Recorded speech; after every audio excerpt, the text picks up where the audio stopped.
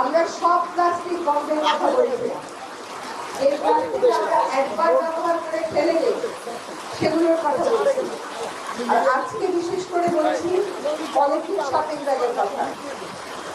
আমার এক বন্ধু আছে ভারতে, তাকে জিজ্ঞেস করেছিলাম তোমাদের সরকার তো পলিথিন শপিং ব্যাগ বানানো নিষিদ্ধ করেছে, এটা কি বাস্তবায়িত হচ্ছে?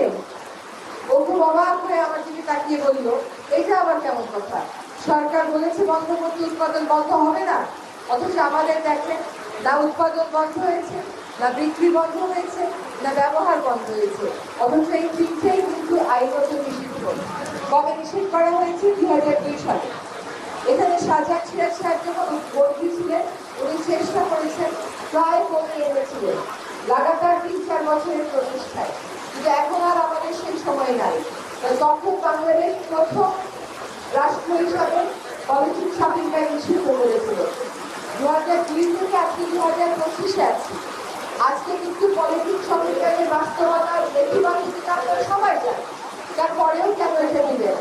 আপনি যখন পলিথিন শপিং ব্যাগে আছেন, ওইটা আবার ফ্রিজে রাখেন, মাইক্রোপ্লাস্টিক বের হয়ে খাদ্যের মধ্যে মিশে যায়। মায়ের প্লাসেন্টাতে, মায়ের বুকে দুধে, মানুষের মগজে, মানুষের রক্তে মাইক্রোপ্লাস্টিক এসছে। এরপরেও আমরা থাকবো না। আপনারা উৎপাদনের কথা বলেছেন, একটা প্রশ্ন করি, আপনার কাজটা আপনি করেন, তার কাজটা আমরা দেখবো। উৎপাদন যদি বিষ করে, আপনি বিষ কিনে খাবেন? তা তো খাবেন না। পলিথিন শপিং ব্যাগ হচ্ছে এক ধরনের বিষ। ছোট ছোট প্লাস্টিকের গ্লাসে আমরা গরম পানি খাই, ওই প্লাস্টিকের মধ্যে মাইক্রোপ্লাস্টিক বিষ হয়ে আপনার শরীরে যায়। আমাদের অবশ্যই পলিথিন শপিং ব্যাগ বর্জন করতে হবে। আমরা পাটজাত দ্রব্য বানাচ্ছি পলিথিন শপিং ব্যাগ দিচ্ছি বন্ধের বিকল্প উৎসাহিত কারণে।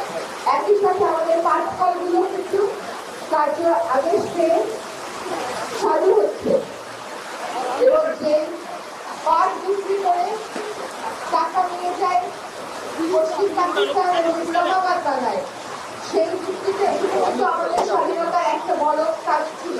আমরা বলেছিলাম আমাদের পাট বিক্রি করে ওরা টাকা নেয়, ওদের রাজধানী বানায়। সেটা আমরা আজকে কেমন করে ঘুরে নিতে পারি? এটা কেবল অভ্যাসের ব্যাপার। আপনি মাছ বলেন, মাংস বলেন, সবই কাটে কাটে দেবেন, কিন্তু কিনছেন ওই বাসায় গিয়ে ধুয়ে দেবেন, সেটা কেন করতে পারা যাবে না?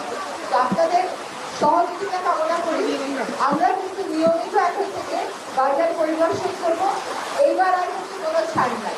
এখন কারো কাছে আমরা পলিথিন দেবে, সেই পলিথিন আমরা ঠিক করে নিয়ে যাবো আমার বাসায় না, বসির ভাই বাসায় না, ফামিলার বাসায় না, আপনার বাচ্চাকে নিরাপদ রাখতে আমরা এই কাজটা করবো। রুয়ান্ডার মতন দেশ পেরেছে, তানজানিয়ার মতন দেশ পেরেছে। রুয়ান্ডাতে বিমান থেকে নাম্বার আগে পুরো শরীর চেক করা হয়, কেউ পলিথিন শপিং ব্যাগে রেখেছিল না। এবার রুয়ান্ডা একটা যুদ্ধ দেশ, সে বলে যুদ্ধ আমার যত না ক্ষতি করেছে, পলিথিন শপিং ব্যাগ আমার তার থেকে বেশি ক্ষতি করেছে। মাত্র আমি কদিন আগে সুইজারল্যান্ড থেকে আসছি, এর আগে বিলেতে গেছিলাম। ভাই সব প্রোপার্টি কিন্তু লোকে ব্যাগ নিয়ে যায়, হ্যান্ড ব্যাগের ভিতরে একটা ব্যাগ হ্যাক করে রাখে, ওইটা নিয়ে যায়। যদি কেউ নিয়ে না যায়, তাহলে যেখানে আপনি টাকার ভিতরে আপনার করলে ওইখানে মোটা প্লাস্টিকের ব্যাগ থাকে, কাপড় জুটের ব্যাগ থাকে, সেটা আবার আমাদের দেশের বানানো কাপড়ের ব্যাগ থাকে।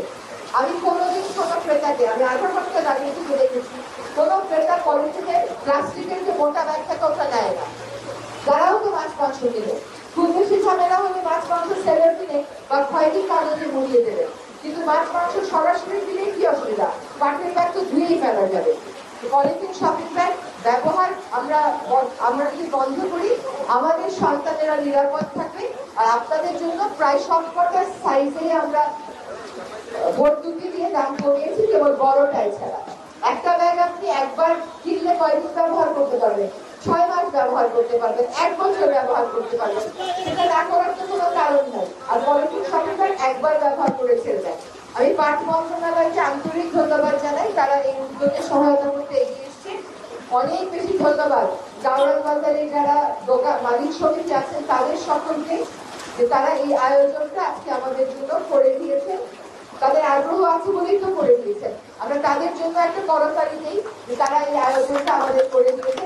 কিন্তু আজকের অঙ্গীকার হবে আর আমরা পলিথিন শপিং ব্যাগ ব্যবহার করব না, আমরা নিরাপদ, আমাদের দেশের অর্থনীতির জন্য ভালো সেরকম পাটের ব্যাগ ব্যবহার করবো। সকলকে অনেক ধন্যবাদ।